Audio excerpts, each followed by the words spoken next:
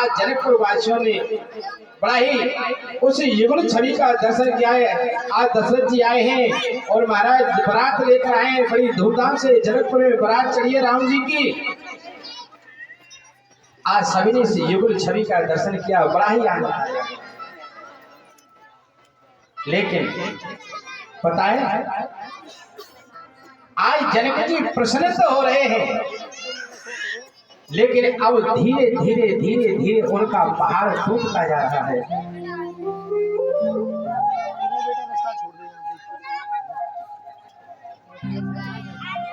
क्योंकि महाराज जनक जी ने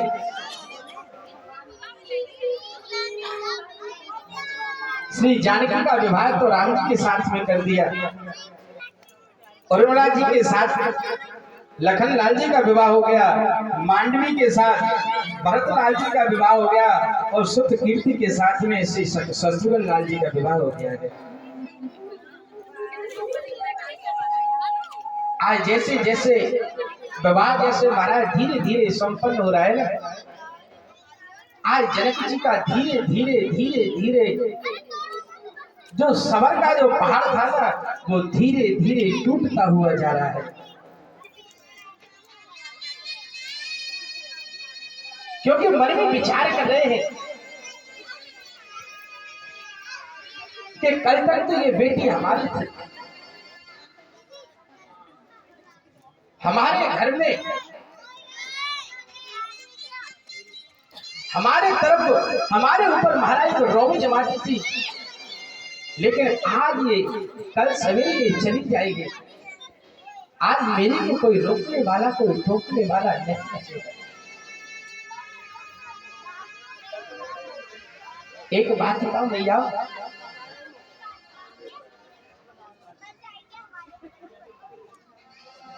देखो भैया ये बात एकदम बंद है। अगर कोई बात करता है तो बच्चों को पीछे कर दो, पीछे बात करो। क्योंकि अगर इस कथा को अगर आप सुनोगे ना तो आपकी चंचलता ऑटोमेटिक समाप्त हो जाएगी। एक बात बता, जो अच्छी बेटियां होती है ना, अरे उनके लिए बाप ही नहीं रोता है, अरे उनके लिए माँ ही नहीं रोती है, अरे उनके लिए तो अड़ोसी पड़ोसी भी रोते हैं।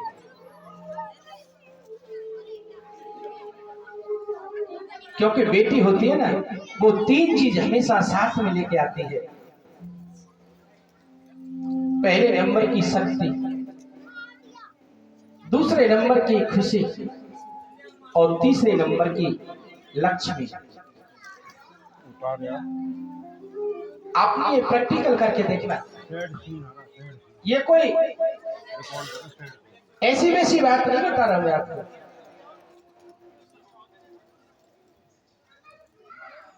आप देखते हो कि तो बेटी युवावस्था होती है, छोटे से बड़ी होती है ना, तो बाप को उसके विवाह की चिंता होती है और वो बाप पता नहीं कहां कहां जाता है उस बेटी के लिए वर ढूंढने के लिए। क्योंकि माँ बाप की एक ही इच्छा रहती है कि मेरी बेटी ऐसे परिवार में जाए, ऐसे घर में जाए कि मेरी बेटी हमेशा खुश रहे, किसी प्रकार का कोई दुख नहीं हो।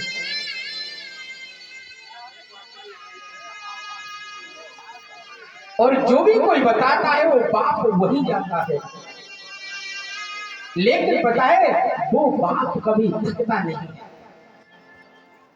कहीं भी कोई भी कहेगा वो वहीं पहुंचेगा।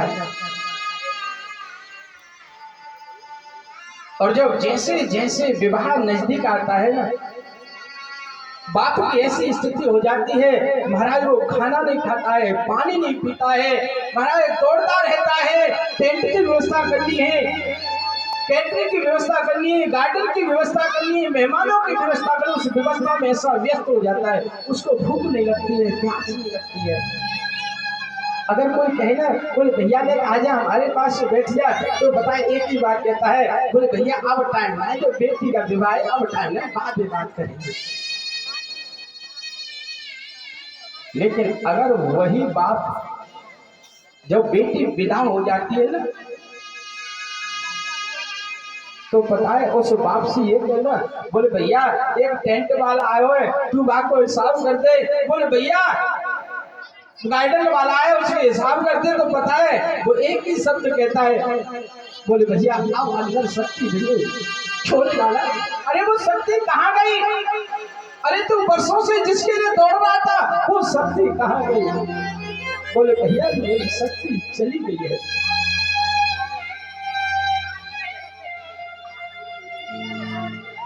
और दूसरे नंबर की होती है खुशी।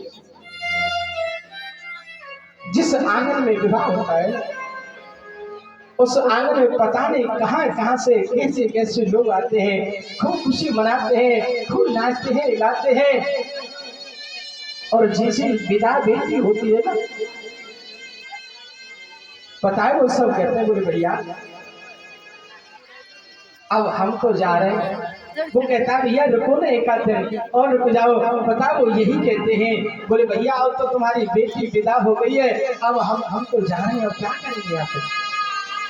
सॉरी भैया, क्या एक बेटी थी यार, हम नहीं है? आपने देखा होगा लक्ष्मी जब बेटी का विवाह होता है, बाप के पास में पैसे नहीं होते हैं, पता नहीं कहां से क्या क्या व्यवस्था करनी होती है। लेकिन सचो जब तक बेटी का विवाह होता है ना कहीं ना कहीं से भाई वो व्यवस्था पूरी हो जाती है।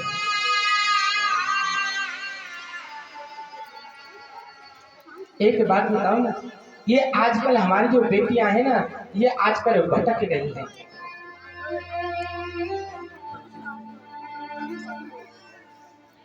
लेकिन पहले बेटी होती थी ना, बड़ा अपने माँ का बाप का बहुत सम्मान करती थी,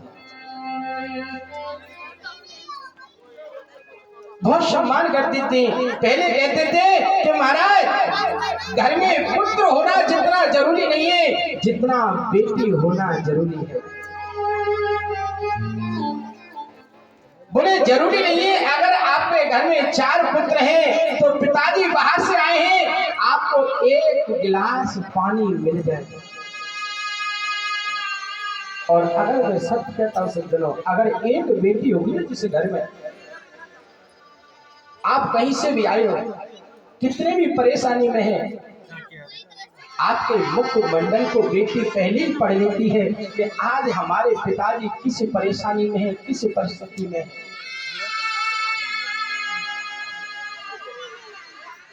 और महाराज तुरंत अपने जिस काम में व्यस्त होगी उस काम को वही छोड़ेगी और अपने पापा के लिए ठंडा सा गिलास जल पिलाएगी।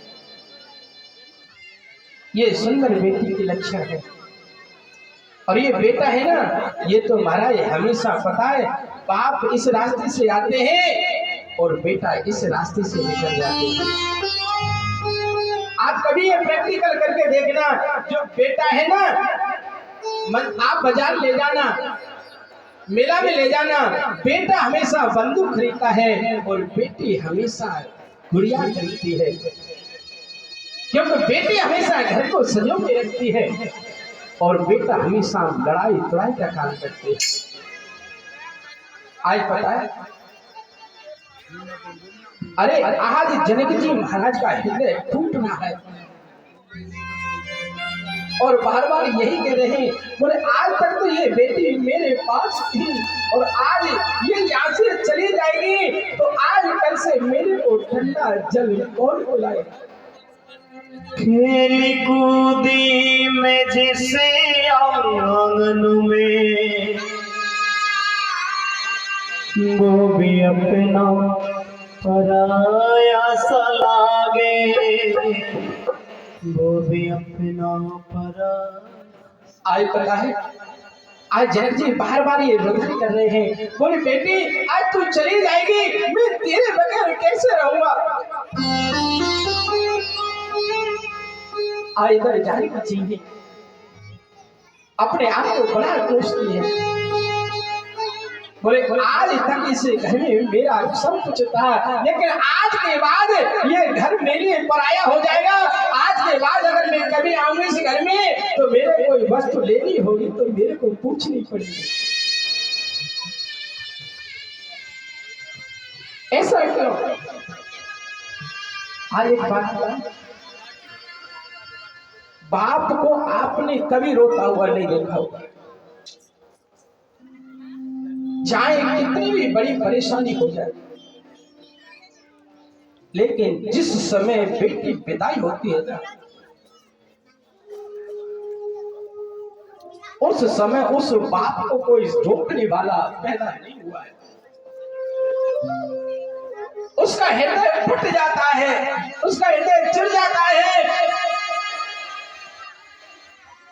और वो यही कहता है कि मैं अब कैसे जीऊंगा। अरे पापा पे क्या बीत रही, हर बेटी को ये क्या जाने, कलेजे के टुकड़े को रो रो के भुलाना है। और पता है, वो बाप को कोई समझाने वाला नहीं मिलता है। अरे एक माँ ही नहीं रोती है, एक बाप ही नहीं रोता है। जब पता है, जब बेटी को जो भाई होता है ना, जो हमारा रातों दिन लड़ाई होती है, उनमें एक मिनट के लिए भी दोनों में नहीं बनती है, आपस में लड़ते रहते हैं। लेकिन जो भाई है ना, जो वो अपनी बहन को उसको गोद में भर के, और जब हमारा गाड़ी बिठाता है, और जब उसकी बहन उसके कपड़े को पकड़ के रोकती है ना, तो देखा जाता है, पता है वो भाई पछाड़ खाकर जमीन में गिर पड़ता है। अरे भैया पे क्या बीत रही, हर बहना तू ये क्या जाने, उस भैया पे क्या बीत रही, हर बहना तू ये क्या जाने, हर रात भर बसेरा है, तुझे सुबह उड़े जाना है।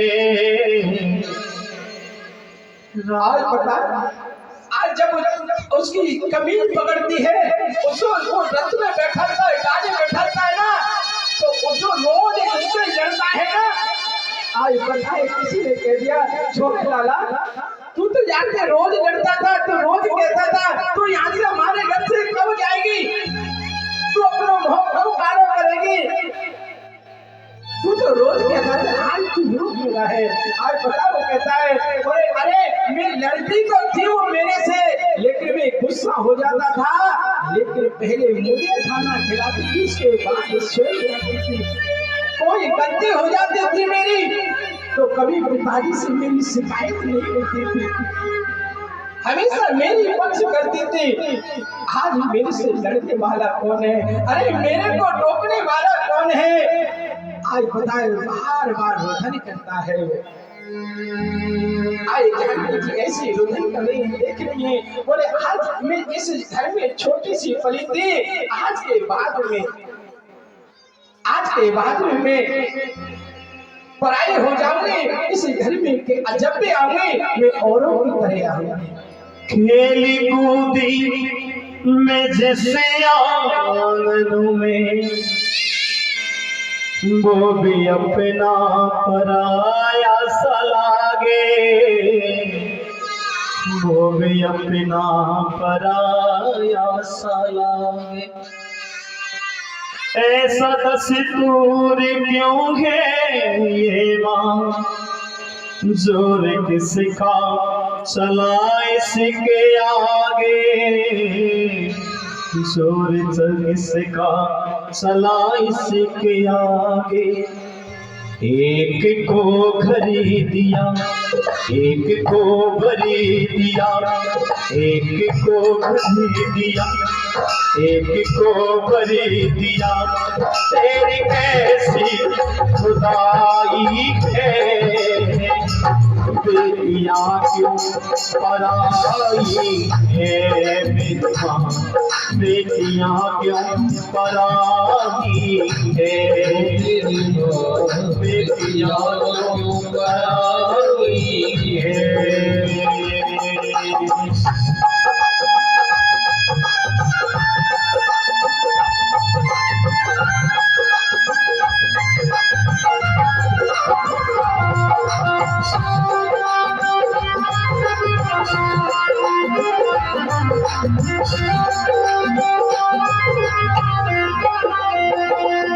वो बेचारा गरीब बाप पूरी जिंदगी की कमाई मात्र 2 दिन में लगा देता है। जो भी मांगा मैंने बाबुल से दिया हंस के मुझे बाबुल ने दिया हंस के मुझे बाबुल ने प्यार कितना दिया है मुझको क्या बयां मैं करूं अपने मुख से क्या बयां मैं करूं अपने मुख से। जिस घर में पली उस घर से ही माँ जिस घर में पली उस घर से ही माँ मेरी कैसी विदाई है बेटिया क्यों पराई है मेरी माँ बेटिया क्यों पराई है मेरी माँ बेटिया क्यों पराई है। एक बार की काम बेटी से कोई प्यार करता थोड़ी है। अरे जब बेटी का विवाह होता है ना, जब ऐसे ही थोड़ी आंख से आंसू निकलते हैं। नहीं तो लोग तो बेटी का जब जन्म होता है ना तो दुखी होते हैं, लेकिन वो उसका कर्म होता है। बाप का भी ख्याल रखती है, माँ का भी ख्याल रखती है, भाई का भी ख्याल रखती है। महाराज मैं तो यहाँ तक देखा है कि जिसके घर में बेटी होती है ना उसकी माँ रानी होती है। अरे जिसके घर में बेटी है ना माँ को किसी प्रकार की कोई चिंता नहीं होती है, वो पूरे कार्यभार को संभाल के रखती है।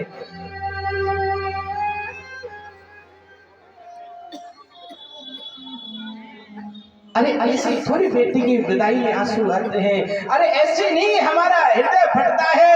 अरे वो बेटी ऐसे कर्म करके जाती है कि वो अपने आप आंखों से आंसू आते हैं। आज पता है आज हम जनक जी महाराज जब जानकी जी को विदा कर रहे हैं, महाराज जानकी की पालकी से लटक गए हैं और महाराज कहने लगे हैं बोले भैया कोई अपनी बेटियों से नेह मत लगाना,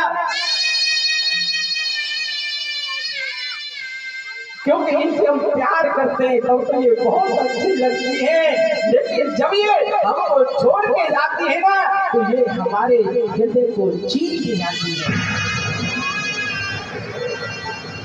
बोले भैया कोई भी अपनी बेटियों से प्रेम मत करना।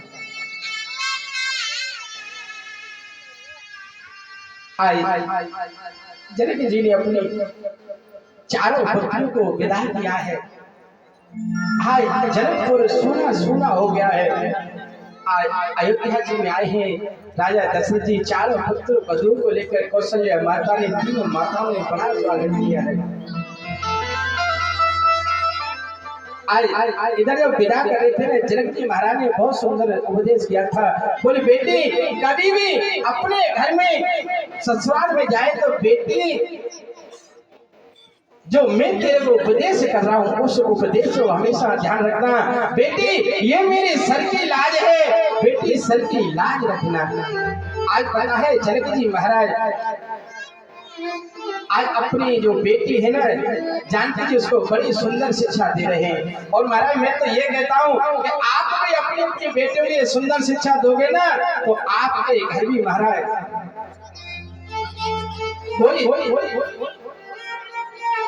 युग आ जाएगा जिसमें जो राम राज्य है। आइए जनक जी कैसे कह रहे हैं, मानियो दुलारी मेरा कहना इस भांति रहना, जाके ससुराल में। मानिए दुलारी मेरा कहना, इसे भांति रहना जाके ससुराल में। सब कुछ पड़ेगा बेटी सहना, पर कुछ मत कहना जाके ससुराल में।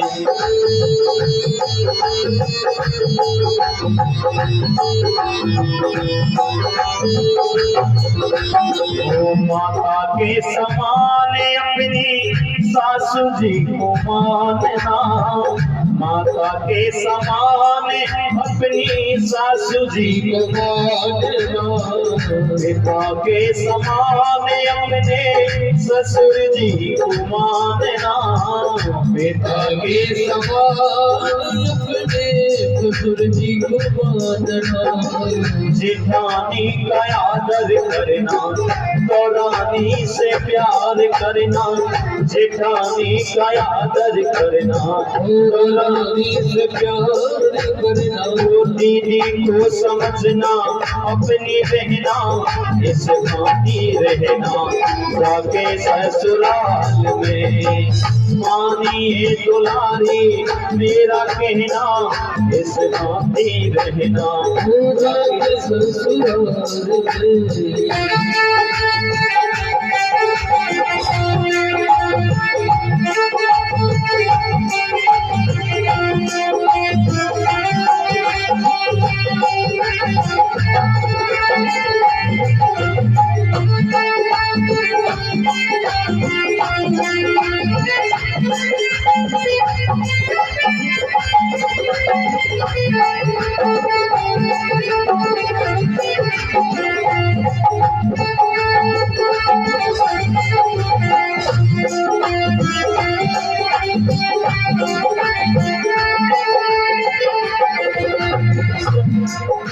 आज जनक महाराज कितनी सुंदर शिक्षा दे रहे हैं अपने बेटे को। वो शिक्षा अगर आज के समय में एक हर पिता हर माँ अपनी बेटी को कर दे, तो आज जो वृद्धाश्रम में जो बूढ़े माँ बाप जो धक्के खा रहे हैं ना बेचारे, वो शायद स्थिति नहीं बनेगी। आज बहुत सुंदर शिक्षा दी है माँ ने भी, सुनिए।